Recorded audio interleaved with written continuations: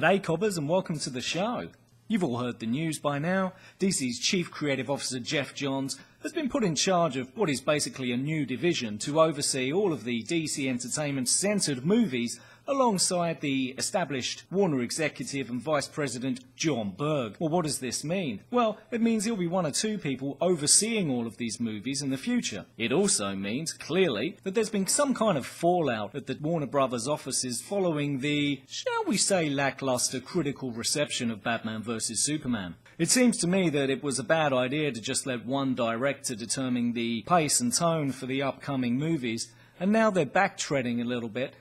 Now, people are obviously assuming that Warner Brothers are trying to get their own Kevin Feige situation going on, and that's a fair comparison, except with one maybe important difference, and that's that Geoff Johns won't have complete control over the direction and content of these films.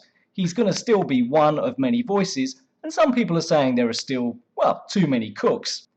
But let's talk about the ideal world scenario. What happens if Geoff Johns does get as much creative control as Warner Brothers seem to be suggesting by this move? Now, I've been saying this for a long time, so I'm just going to put my money where my mouth is now. Geoff Johns should have been in charge of this franchise from the start, as far as I'm concerned. Why? Who is Geoff Johns? Well, Geoff Johns started out as Richard Donner's assistant. That's Dick Donner, the same guy that made the first two Superman movies, which are the best and most well-received Superman movies put to celluloid so far. Johns gradually moved over to DC Comics, writing books such as Stars and Stripes in '99, and then in 2000 moved over to write the Justice Society of America alongside someone called David S. Goyer. That's right, David Goyer, better known for movies such as Blade 3.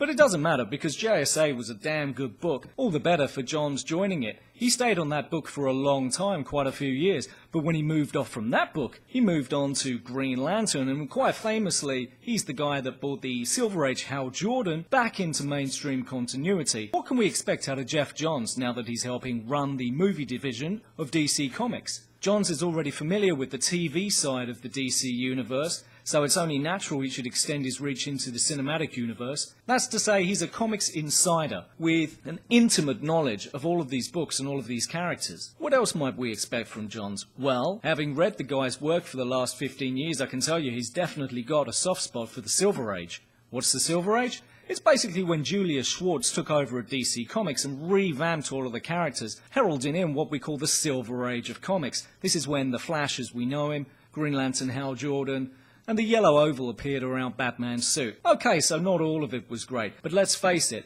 a little bit of Silver Age could go a long way in a, shall we say, somewhat tea-stained cinematic debut. And let's not forget, Johns was already working with Ben Affleck on the upcoming solo Batman film. That's right, that's been confirmed now. There will be an upcoming solo Batman film, and I think it's going to take a little bit of a different direction, one might hope, from the, shall we say, trigger-happy Batman we saw in BVS. I'm hoping at least he's got a solid motivation for wanting to duke it out with other superheroes this time, if that even happens at all. And frankly, I don't think we need any more verses until we've managed to sort out the film's main villain, or even plot, or, I mean, geez, just get a scriptwriter, people. Anyway, I digress. Affleck was recently made executive producer on Justice League. So all of this is pointing to the fact, and Warner Brothers might deny this, but it's pointing to the fact that maybe BVS and the direction that Snyder had in mind for the franchise was a misstep. This is them backtracking. And now I think, at least I hope, we're going to get a very different look at the DC cinematic universe,